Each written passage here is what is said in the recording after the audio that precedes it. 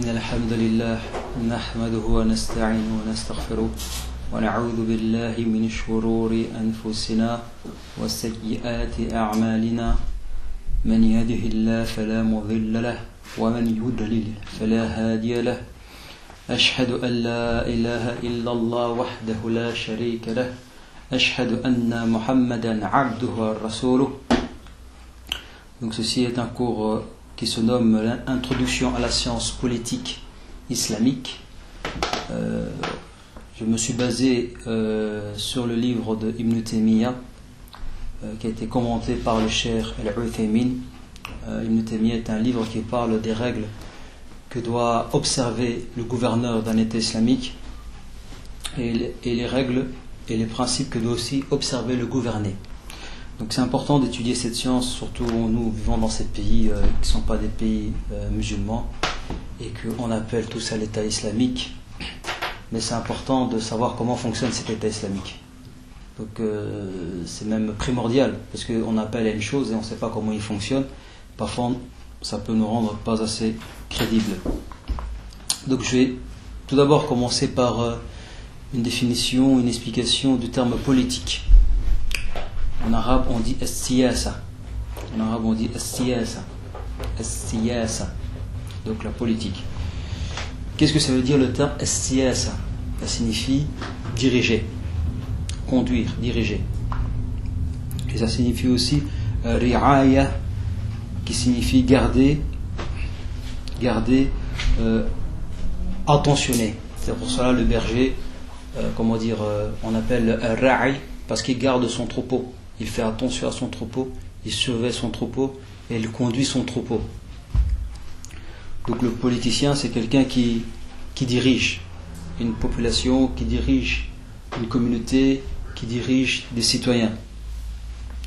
Pour quelle raison il dirige les gens? Pour leur réaliser leur intérêt, pour réaliser leur objectif, pour réaliser leur intérêt et repousser d'eux la nuisance qui pourrait les atteindre. Donc quand quelqu'un fait la politique, il cherche l'intérêt du peuple. Qu'est-ce qui est bénéfique au peuple?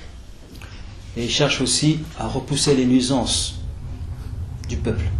C'est pour cela il va faire des lois où il va interdire ceci, cela, pour empêcher que des nuisances atteignent le peuple. Par exemple, quelqu'un qui vole, quelqu'un qui tue, on va le mettre en prison. Pourquoi? Pour protéger ce voleur, pour protéger le peuple de ce voleur. Et dans un hadith, le prophète sallallahu alayhi wa sallam, il dit: si un serviteur vous dirige selon le livre d'Allah, écoutez-le et obéissez. Donc le prophète sallallahu alayhi wa sallam, il a utilisé un mot qui montre que le terme politique signifie diriger. Mais quand on est musulman, on ne peut pas diriger avec n'importe quoi. En tant que musulman, on est obligé de diriger les gens selon les livres d'Allah et de son messager. Et ceci nous amène à définir qu'est-ce que c'est que la politique islamique. Très important, qu'est-ce que c'est que la politique islamique? La politique islamique, c'est quoi? C'est le fait de préserver les objectifs, les intérêts que l'islam a apportés. Donc l'islam est venu avec des objectifs pour la création. L'islam est venu avec des intérêts, des bénéfices pour la création. Et quand tu es politicien, le but c'est préserver ses intérêts, préserver ses objectifs. Donc le politicien doit voir, ok, est-ce que l'objectif que l'islam a apporté est préservé dans la communauté, est préservé dans la terre, est préservé dans l'État? C'est ça la fonction d'un politicien. C'est voir si les objectifs islamiques sont préservés au sein de l'État. Et ces objectifs islamiques, c'est pas le politicien qui choisit, qui va dire ah, ça, je choisis ça comme objectif, je choisis ça comme objectif, je choisis ça comme objectif. Non, les objectifs islamiques, c'est Allah qui les choisit. Et c'est Allah qui va les hiérarchiser. Il y a des objectifs en islam qui sont plus importants que d'autres. Et les savants, comme vous le savez, ils ont classé les objectifs islamiques en 5. Premier objectif, l'islam est venu pour préserver ad-din, préserver la religion, préserver l'unicité. Donc dans un État islamique, on a une aqidah officielle. Comme ici, ils ont une croyance officielle. Ou bien non? Ils ont une croyance officielle ici ou pas? Ouais, c'est laïque, voilà. Ils ont une croyance officielle, oui, c'est la laïcité. Non, c'est pas la laïcité. C'est le sécularisme. Il y a une différence entre le sécularisme et la laïcité. Le sécularisme, c'est-à-dire que c'est pas la religion qui va gérer les affaires de l'État, les affaires du peuple, mais par contre, c'est nous qui on va gérer la religion. Par exemple, ici, la politique belge s'occupe d'investir dans les églises, s'occupe d'investir dans certains monuments. Il finance des écoles catholiques, il finance des écoles juives, etc. Mais tandis que dans la laïcité, c'est-à-dire que c'est donner aux institutions politiques un caractère non religieux. Et l'Église gère ce qui lui appartient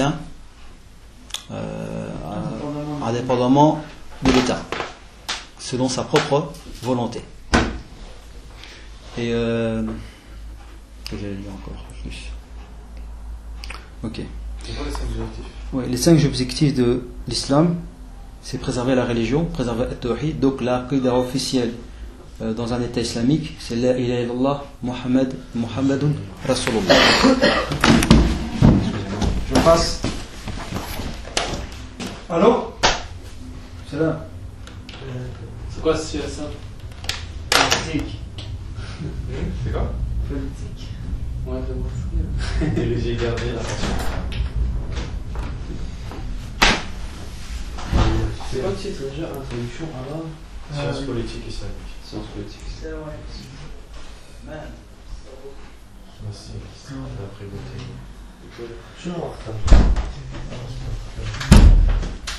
Salam alaikum. Donc on a commencé. On va commencer. Tu peux.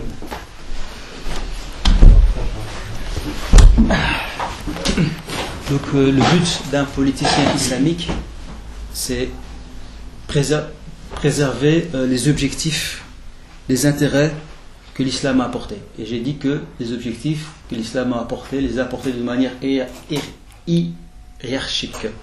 Donc hiérarchique, c'est Allah Ta'ala qui va classer les objectifs plus importants aux moins importants. Le premier objectif, c'est la religion. L'islam est venu pour préserver la religion. Ensuite, l'islam est venu pour préserver l'âme, en interdisant la mort, en interdisant de tuer, et en légiférant la peine de mort. Troisièmement, l'islam est venu préserver la raison. C'est pour ça que l'islam a interdit l'alcool. Quatrièmement, l'islam est venu préserver l'honneur ou la descendance. C'est pour cette raison que l'islam a interdit l'adultère. Et cinquièmement, préserver les biens. L'islam a interdit qu'on vole et a instauré le fait de couper la main du voleur lorsqu'il dépasse un certain montant. Et entre parenthèses, couper la main du voleur, ça ne se fait pas dans l'islam. Quelqu'un qui vole un œuf, on ne va pas lui couper la main. Quelqu'un qui vole un livre, on ne va pas lui couper la main. Et on lui coupe la main à un voleur lorsque il a volé une certaine somme d'argent. Je ne sais pas quoi le montant.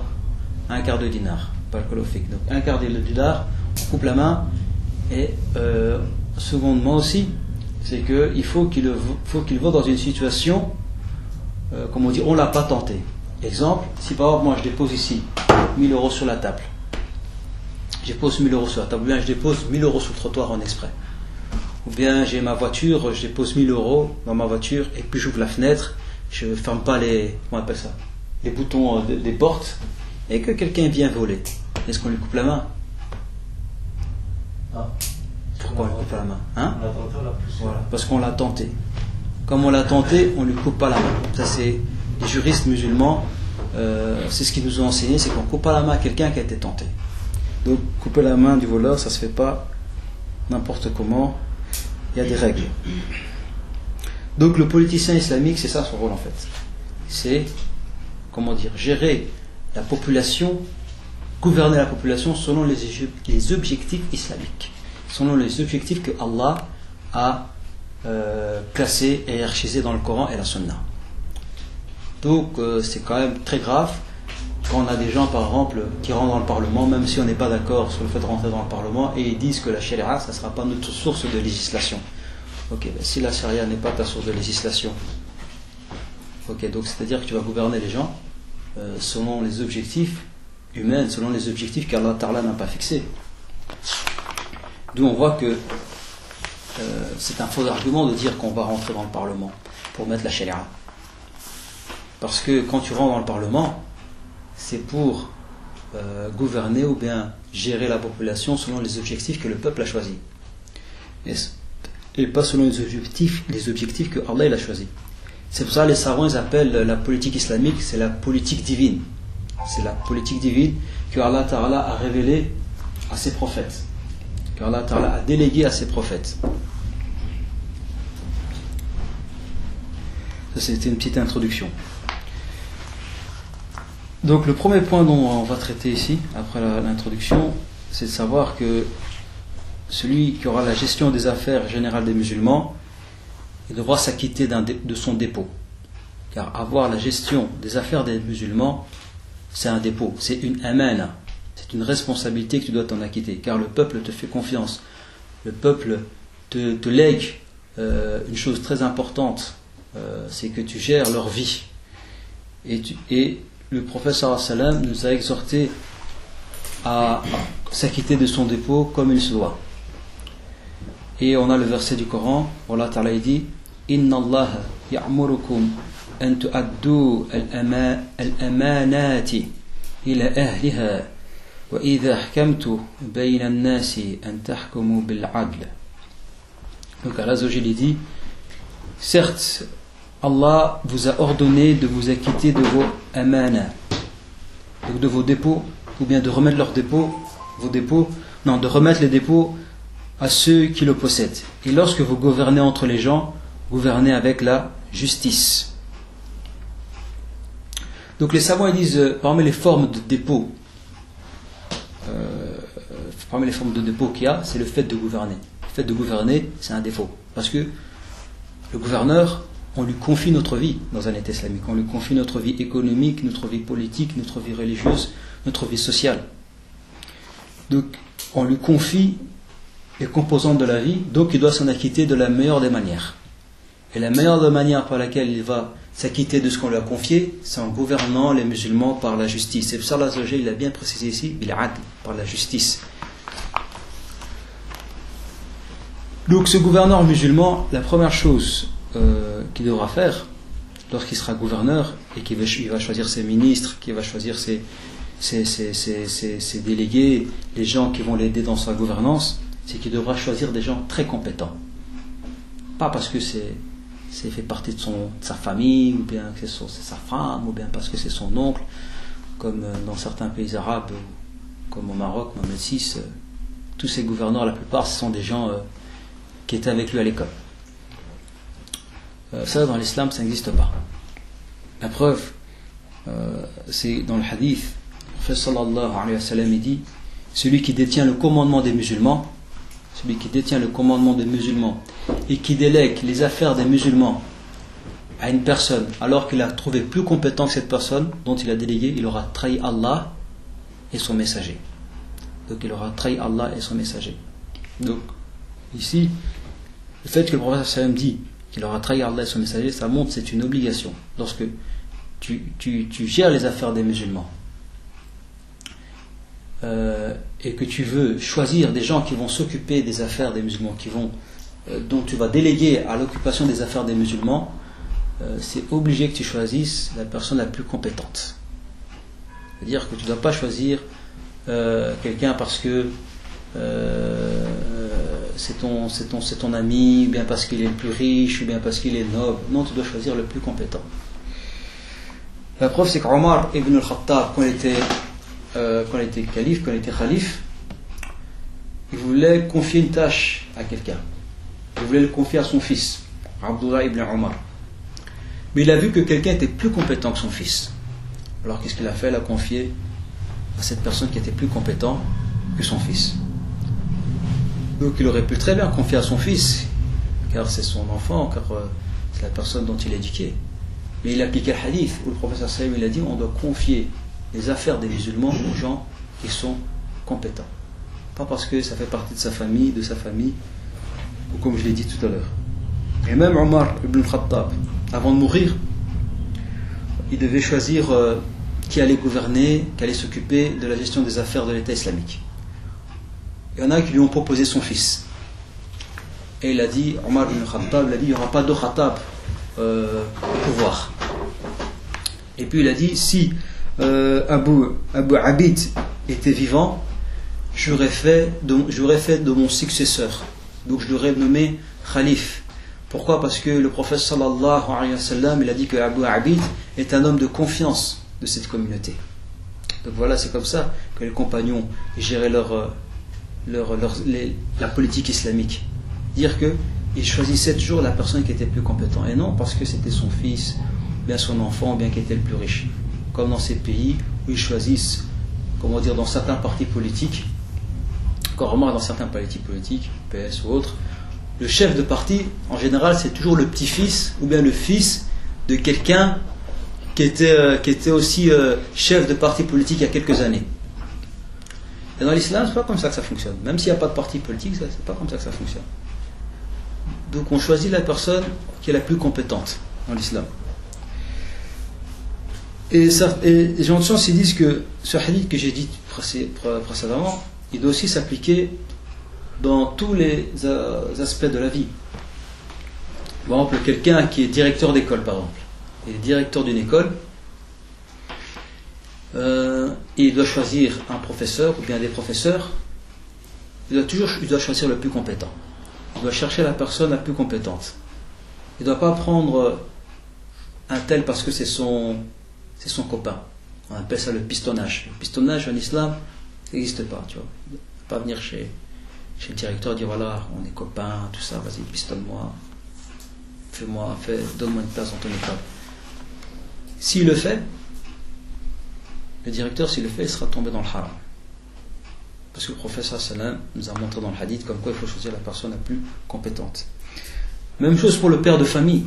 Quelqu'un qui a 5 enfants ou 3 enfants et qui veut confier une tâche à un de ses enfants, il ne doit pas le confier au plus grand. Il doit le confier à l'enfant le plus compétent. Si l'enfant qui a, imaginons, 10 ans est plus compétent que son enfant qui a 14-15 ans, il le confie à l'enfant qui a 14-15 ans. Parce qu'il doit appliquer le hadith. Le hadith, il dit... Hein? Oui, il confie à 10 ans. Même si il a un grand frère qui a 15 ans, il confie à l'enfant qui a 10 ans parce qu'il est plus compétent. C'est pas comme dans certaines familles, il confie des tâches à celui qui est à l'aîné. Non, dans l'islam, c'est pas comme ça que ça marche. Tu ne confies pas la tâche à celui qui est aîné. Tu confies la tâche à celui qui est plus compétent. À cause du hadith que je viens de citer.